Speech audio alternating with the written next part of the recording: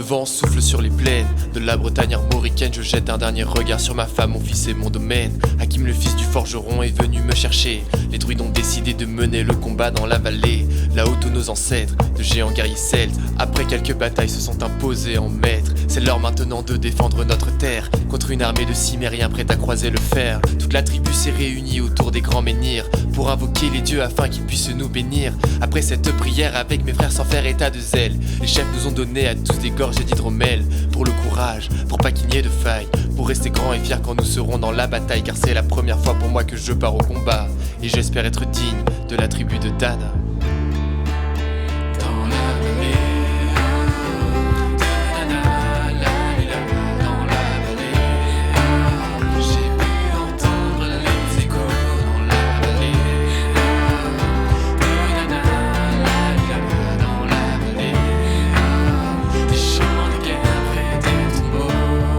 Après quelques incantations de druides et de magie, toute la tribu le glaive en main courait vers l'ennemi. La lutte était terrible et je ne voyais que des ombres, tranchant l'ennemi qui revenait toujours en surnombre. Mes frères tombaient l'un après l'autre devant mon regard, sous le poids des armes que possédaient tous ces barbares. Des lances, des haches et des épées dans le jardin d'Éden, qui écoulait du sang sur l'herbe verte de la plaine. Comme ces jours de peine où l'homme se traîne à la limite du règne, du mal et de la haine. Fallait-il continuer ce combat déjà perdu?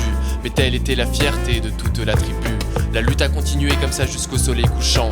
De férocité extrême en plus d'acharnement. Fallait défendre la terre de nos ancêtres enterrés là. Et pour toutes les lois de la tribu de Dana.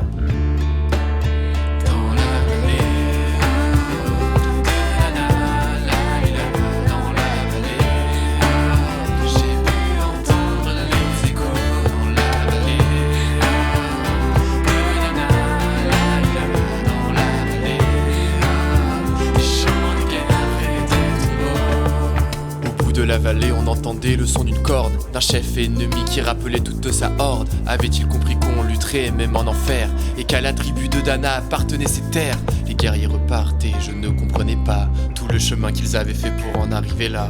Quand mon regard se posa tout autour de moi, j'étais le seul debout de la tribu, voilà pourquoi. Mes doigts se sont écartés tout en lâchant mes armes, et le long de mes joues se sont mis à couler des larmes. Je n'ai jamais compris pourquoi les dieux m'ont épargné de ce jour noir de notre histoire que j'ai compté. Le vent souffle toujours sur la Bretagne armoricaine, et j'ai rejoint ma femme, mon fils et mon domaine. J'ai tout reconstruit de mes mains pour en arriver là. Je suis devenu roi de la tribu de Dana.